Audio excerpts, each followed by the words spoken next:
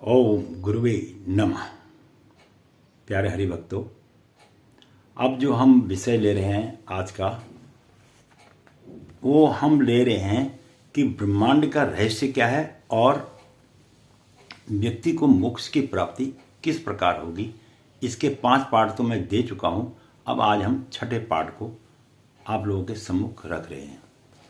अभी हमारी सीरीज लगातार चलती रहेगी और आशा करता हूं कि आपको भी ब्रह्मांड के समस्त ज्ञान की उपलब्धि होगी। अब सबसे पहले आज हम ये ले रहे हैं कि जब ब्रह्मा विष्णु महेश ये तीनों जब देवता ने जन्म लिया तो उसके बाद ब्रह्मा जी को यह वरदान दिया गया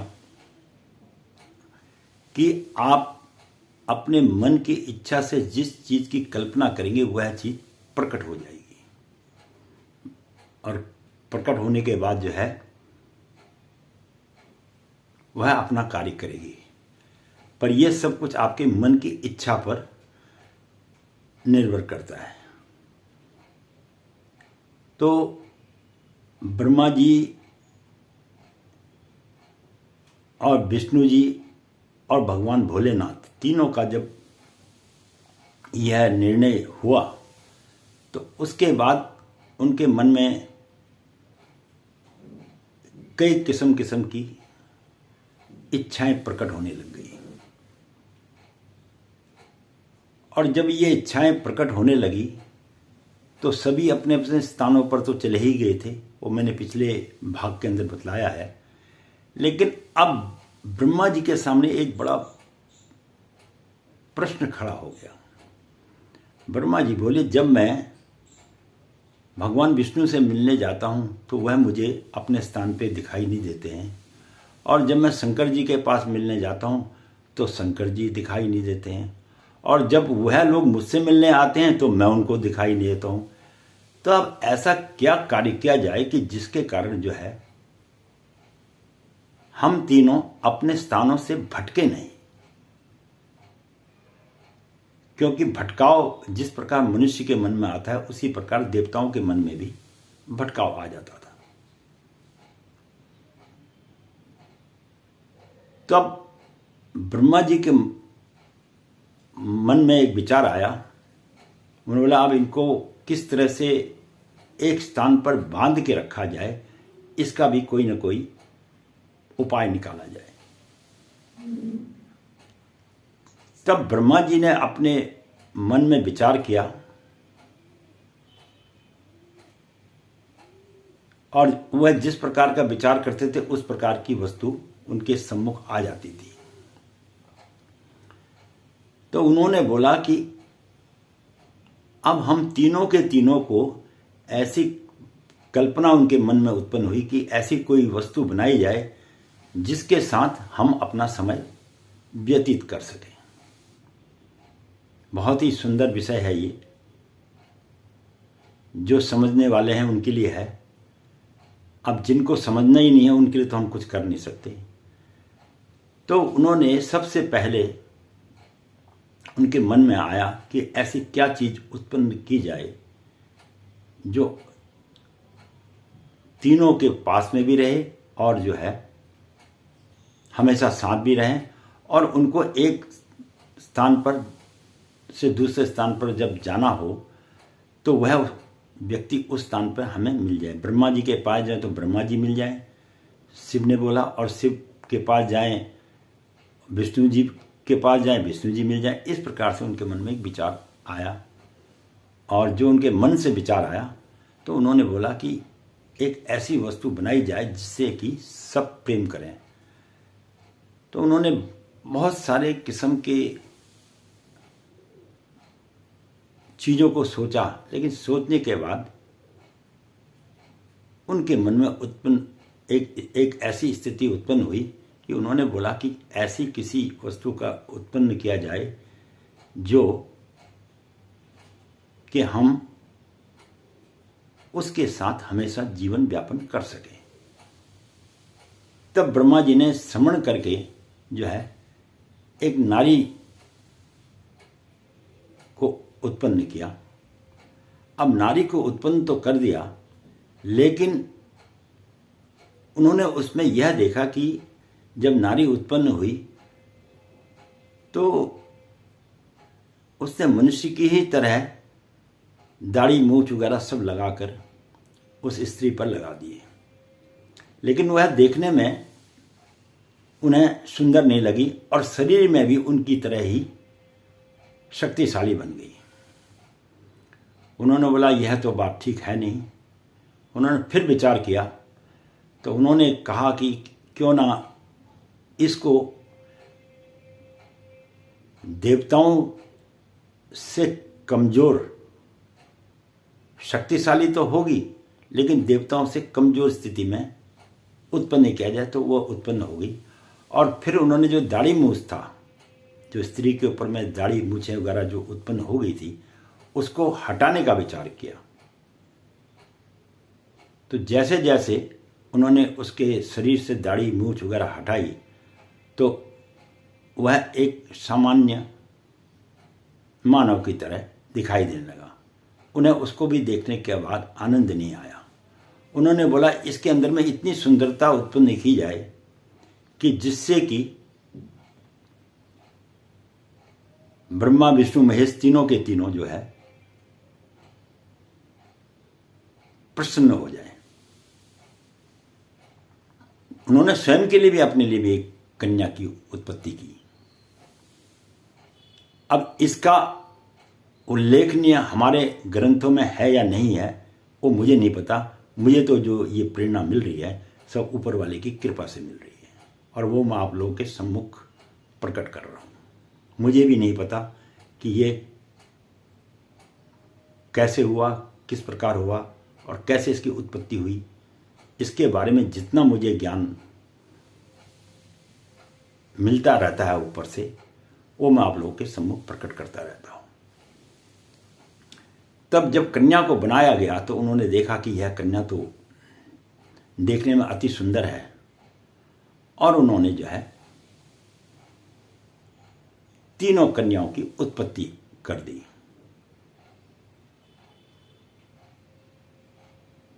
तो उन्होंने अपने लिए भी एक कन्या की उत्पत्ति की, भगवान शंकर के लिए भी एक कन्या की उत्पत्ति की और भगवान विष्णु के लिए भी एक कन्या की उत्पत्ति की। अब पहले उनके साथ कोई बातचीत करने वाला नहीं था। जब उन्हें तीनों कन्याएं मिल गई तो वह विचार विमर्श के लिए योग्य पाया गया और उस स्त्री के अंदर में इतनी सुंदरता भर दी कि जिसे देखकर कोई भी व्यक्ति उसके प्रति आकर्षित और सम्मोहन हो जाए। और स्त्री के अंदर में उन्होंने एक ऐसा गुण भी भर दिया साथ में कि यह अपने पति के साथ, यानी वह स्त्री इन पुरुषों के साथ प्रेम के साथ रहे तो उनके अंदर में एक प्रेम रूपी जागृति भी उत्पन्न कर दी और उनके दिमाग में यह भी, मस्तिष्क में यह भी भर दिया कि एक प्रेम मिलन भी होना चाहिए। यानी तमाम वह गुण सारे उस स्त्री के अंदर में भर दिए जिसके कारण जो है वह देखने में रूपवान, समझदार और पति का स्थान पर उसका आदर करने वाला और शरीर में पुरुष के उपेक्षा उसके अंदर में कम शक्तिशाली उसको उत्पन्न किया। अगर उसने बोला कि दोनों बराबर के हो जाएंगे, पति, स्त्री और पुरुष, तो ये आपस में एक दूसरे का वध करना शुरू कर देंगे या एक दूसरे को मारना शुरू कर देंगे या एक दूसरे के ऊपर में अत्यधिक क्रोधित भी हो सकते हैं। उसके बाद उनके मन में यह बात का जब विचार आया तो उन्होंने स्त्री पक्ष को थोड़ा सा पुरुष पक्ष से कमजोर बना दिया। अब उसके बाद फिर उनके मन में विचार आया कि जिस प्रकार सबसे पहले हमने पृथ्वी का निर्माण किया तो इसको स्त्री रूप दिया जाएगा और ब्रह्मांड को पुरुष का रूप दिया जाएगा। बहुत ही सुंदर विषय है ये। तदुपरांत उन्होंने बोला आगे सृष्टि को चलाने के लिए भी इनके अंदर में ऐसे ऐसे विद्यमान गुण उत्पन्न किए जाएंगे जिसके कारण जो है यह बालक को भी या बालिका को भी जन्म दे सकेगी। क्योंकि पृथ्वी के अंदर में जब हम किसी बीज का रोपण करते हैं तो वह उसका 10 गुना ज़्यादा बढ़ा के हमको प्रदान करती है। इसी प्रकार उसने स्त्री भी बनाई तो स्त्री भी बच्चा कहो या पुत्र कहो या पुत्री कहो उसकी उत्पत्ति करती है। लेकिन उसमें जो स्त्री को बालक या पुत्र या पुत्री का उत्पन्न करने का जो विशेष स्थान दिया गया उस प्रकार की उसके शरीर की भी रचना ब्रह्मा जी ने की, जबकि वह रचना पुरुष के अंदर में नहीं की गई। उन्होंने बोला अगर पुरुष और स्त्री के अंदर में दोनों के अंदर में इस प्रकार से अगर उत्पन्नता कर दी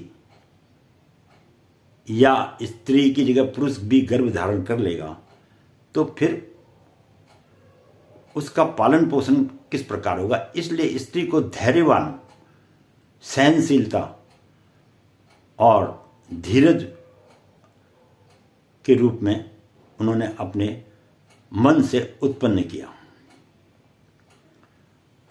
और जिसके कारण आगे चलकर स्त्री जो है गर्भ धारण करके बालक का पालन पोषण वगैरह करती रही और पुरुष को उन्होंने एक विशेष रूप दिया ताकि यह स्त्री की जो है रक्षा करे और साथ में उसका पालन पोषण भी करे।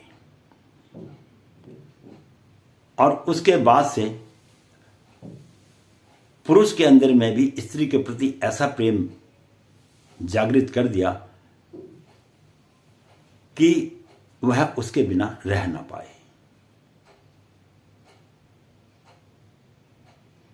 और स्त्री भी पुरुष के बिना रह ना पाए और उन दोनों का ऐसा एक संयोग बना दिया जिससे कि सृष्टि की एक विशेष रचना हो गई। ये कल्पना के आधार पर लोगों ने कई ग्रंथों को तोड़ मरोड़ करके लिख दिया और कल्पनाओं के आधार पर ही लोगों ने जो है उस बात को मान भी लिया। लेकिन जो सहनशीलता अपने मन से ब्रह्मा जी ने स्त्री के अंदर रचना की वह उसकी अपेक्षा पुरुष में उतनी नहीं है। इसीलिए जो है हर पुरुष और हर स्त्री जो है पति और पत्नी के रूप में एक दूसरे से प्रेम करने लग गई और उसी के आधार पर आगे की सृष्टि भी चलती रही। अब ब्रह्मा जी के मस्तिष्क के अंदर में ये भावनाएं उत्पन्न क्यों हुई? क्योंकि उन्होंने जितने लोगों को उत्पन्न किया वो सभी मानस पुत्र हो या कोई भी हो, वह उत्पन्न करने के बाद पलटकर ब्रह्मा जी के पास नहीं आए। और जब वह ब्रह्मा विष्णु महेश के पास भी गए, जब वह विष्णु महेश जी के पास भी गए तो वो भी उनको दिखाई नहीं पड़े।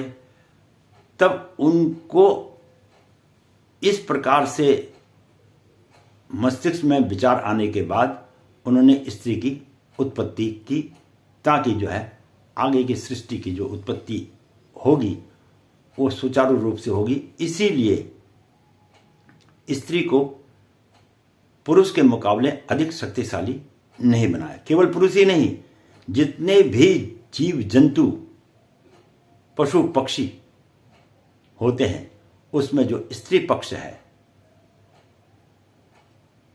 वो कमजोर होता है अपेक्षा पुरुष के।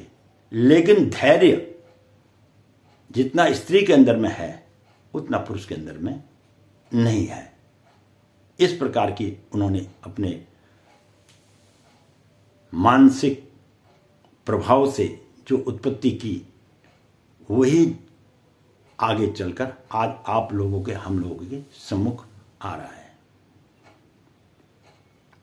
और जिसके कारण फिर भविष्य में भगवान शंकर से, भगवान विष्णु से मिलने के लिए ब्रह्मा जी को उन्हें ढूंढने के लिए ब्रह्मांड में घूमना नहीं पड़ा। और स्वयं ब्रह्मा जी ने भी अपने लिए जिस कन्या का उत्पत्ति की, ब्रह्मा जी को भी पाने के लिए शंकर भगवान को और भगवान विष्णु को भटकना नहीं पड़ा। यह बिल्कुल अटल सत्य सृष्टि का एक महत्वपूर्ण विषय है, जिसके बारे में मैंने आज आपको ब्रह्मांड के रहस्य के बारे में बताया। इसीलिए स्त्री के धैर्यवान होने से और अधिक बलशाली न होने के कारण ब्रह्मा जी ने उनको गर्भ धारण करने के लिए देह दी, शरीर दिया, और जिसका आज आप देख ही रहे हैं कि हर व्यक्ति का जीवन तभी सुखमय होता है जब उसके जीवन के अंदर में कोई स्त्री आ जाती है, अन्यथा वह एक वैरागी बन जाता है। और वैरागी बनने के बाद उसे फिर अपनी शुद्ध का पता नहीं लगता है और वह भटकता रहता है। तो मनुष्य ना भटके, देवता लोग ना भटके, इसीलिए उन्होंने स्त्री का रचना की, और इसीलिए स्त्री जो है जननी माना गया है और उसका दर्जा पृथ्वी को भी दिया गया है। इसीलिए पृथ्वी पर भी हम कोई भी वस्तु का बीजारोपण करते हैं तो वह उसी रूप में हमें 4 गुना 5 गुना ज़्यादा रूप में प्रदान करके हमारे सम्मुख हमें देती है।